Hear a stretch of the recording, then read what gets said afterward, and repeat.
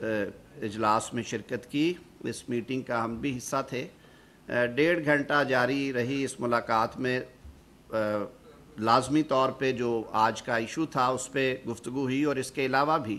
جو کچھ اہم قومی مسائل ہیں جن کی طرف نشاندہی کی وزیر اعظم صاحب نے، جس میں جو ہمارے فسکل میٹرز ہیں، جو ٹیکس کے کیسز ہیں، ان میں بہت زیادہ التوا اور تاخیر تھی. چیف جسٹس صاحب نے آلریڈی مہربانی کی، انہوں نے بینچز اس پہ مقرر کر دیے، اور وزیر اعظم صاحب نے یہ بھی ریکویسٹ کی کہ آپ باقی صوبوں کے چیف جسٹس سے بھی کہیں کہ یہ کیونکہ ملکی معیشت کے لیے بہت ضروری ہے کہ ایسے مقدمات کا فیصلہ آئین میں دیے گئے ٹائم 6 ماہ کے اندر ہونا چاہیے، لیکن یہ سال ہر سال سے پینڈنگ ہے، اور یہ سینکڑوں اربوں کے کیسز ہیں، اس پہ بھی ہو. عام آدمی تک جو انصاف کی فراہمی میں کوئی رکاوٹیں ڈیلیز ہیں ان پہ بات ہوئی. اصل بات جو معاملہ تھا اس پہ اس کی سنجیدگی کو سامنے رکھتے ہوئے مختلف پہلوؤں پر گفتگو کی گئی، اور یہ بات بھی ہوئی کہ یہ پہلی دفعہ نہیں ہوا. اس طرح کی آوازیں پہلے بھی آتی رہی ہیں اگر آپ تاریخ میں جائیں اور جھانکیں، اور ایون ریسنٹ پاسٹ میں جو جسٹس صدیقی صاحب والا معاملہ تھا جو حال ہی میں سپریم کورٹ نے جس کا فیصلہ کیا، اور اس سے بہت پہلے بھی وزیر اعظم صاحب نے پوائنٹ بلینک یہ کہا کہ عدلیہ کی آزادی پر کسی قسم کا کوئی سمجھوتا نہیں ہوگا. اور ہم کیونکہ خود ریسیونگ اینڈ پہ رہے ہیں، انہوں نے، ان کی فیملی نے، ان کی جماعت نے خود بڑی تکلیفیں اور صعوبتیں برداشت کی ہیں، اور وہ خود شکایت کنندہ رہے ہیں کہ انڈیپینڈنٹ جوڈیشری جو ہے وہ اگر ہوتی تو شاید معاملات فرق ہوتے. تو انہوں نے اس عزم کا اظہار کیا کہ پاکستان کے عوام نے انہیں مینڈیٹ دیا ہے تو وہ اپنی اس آئینی ذمہ داری سے سرخرو ہوں گے، اچھے اور احسن طریقے سے عہدہ برا ہوں گے. اور اس حوالے سے انہوں نے یہ یقین دہانی کرائی کہ حکومت کا یہ فرض ہے کہ اس معاملے کی چھان بین ہونی چاہیے، اور آئندہ کے لیے یعنی کہ فیوچر کے لیے بھی یہ انشور کیا جائے کہ اگر یہ بات یا یہ باتیں کسی حد تک درست ہیں تو فیوچر کے پوائنٹ آف ویو سے بھی مستقبل میں ایسی نوبت کبھی نہ آئے.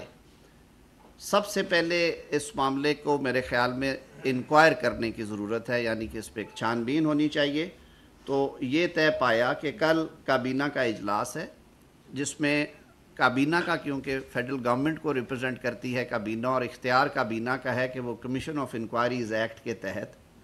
کمیشن اپوائنٹ کر سکے. تو کل یہ معاملہ وزیر اعظم صاحب کابینہ کے سامنے رکھیں گے، اور کوشش ہوگی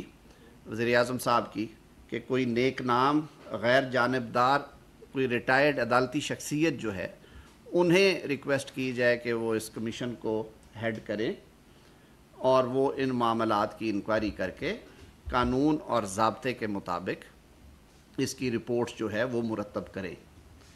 ساتھ ہی ساتھ وزیر اعظم صاحب نے اس عزم کا بھی اظہار کیا اور یہ یقین دہانی بھی کرائی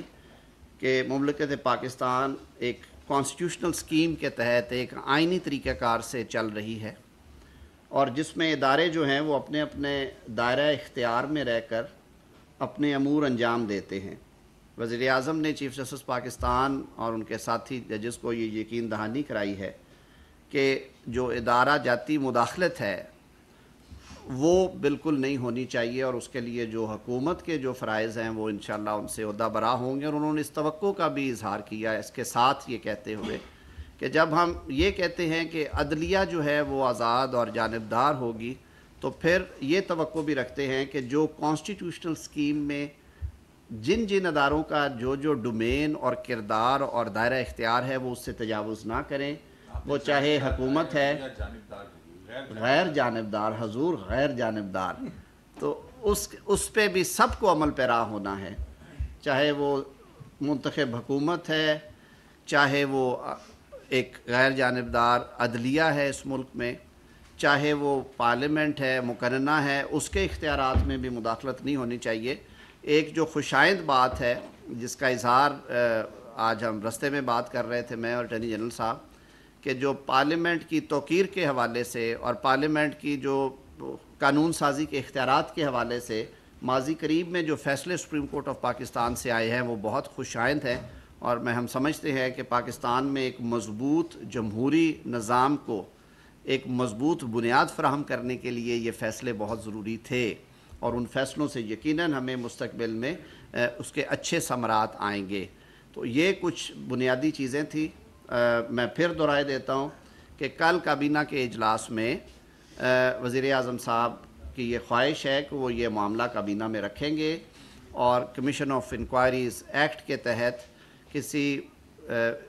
نیک نام اور غیر جانبدار ریٹائرڈ عدالتی شخصیت کے نام پہ کنسنسس کرنے کے بعد کمیشن آف انکوائریز ایکٹ کے تحت ان کی نامزدگی کی جائے گی. اور کمیشن کے ٹی او آرز جو ہیں وہ بھی ظاہر ہے کابینہ کا اختیار ہے. وہ مشاورت سے میں اور اٹارنی جنرل صاحب کے ذمہ یہ لگا تھا کہ ہم اس پہ کچھ بنیادی کام کریں کہ ٹی او آرز میں نہ صرف یہ کہ جو اس چٹھی کے حوالے سے بلکہ جو کچھ ماضی کے معاملات ہیں ان پہ بھی جس حد تک قانون اجازت دیتا ہے یا جو کیبنٹ جس حد تک اس کو آتھورائز کرے گی وہ ٹی او آرز میں شامل ہوگا. میرے خیال میں جی ابھی یہ چیزیں کیونکہ ابھی اصولی فیصلہ ہوا ہے کہ کمیشن بنایا جائے اور اس پہ کل اوپن ڈسکشن ہوگی کابینہ کے اندر. ظاہر ہے ان کی انپٹ لی جائے گی جو اراکین ہیں کیبنٹ کے. لیکن میرے خیال میں وزیر اعظم صاحب کا جو ویژن تھا کہ یہ یک رکنی ہونا چاہیے تاکہ وہ بالکل کلیئرٹی کے ساتھ اس پہ کام کریں اور جن کے ذمہ بھی یہ ذمہ داری سونپی جائے وہ ایک مفصل رپورٹ جو بھی ٹی او آرز بنائے جائیں ٹرمز آف ریفرنس ہو ان کے مطابق مرتب کر سکیں. اور تو آپ نے پوچھے بغیر جو ہے وہ سینٹ یونٹ جج اور دیگر ججز کو نامنیٹ کر کے کمیشن بنا دیا تھا, تو وہ آپ کی غلطی تھی یا آپ نے اب کچھ عدالت کا ایسا موڈ دیکھا کہ ہاں اپنا وہ کچھ جج نہیں دے سکتے اس لیے آپ کمیشن پہ آئے؟ صدیقی صاحب کیونکہ اس وقت بہت زیادہ ناراضگی کا اظہار کیا